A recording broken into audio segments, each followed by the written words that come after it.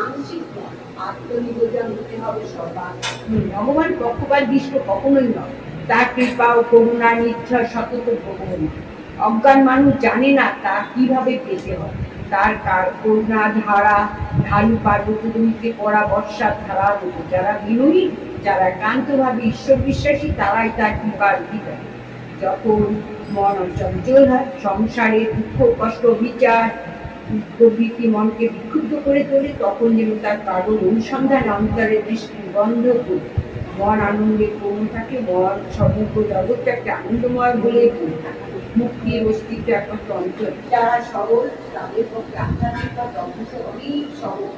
অপরের কথা শুনে বা শাস্ত্র পরিপূর্ণ বিশ্বাস আসে।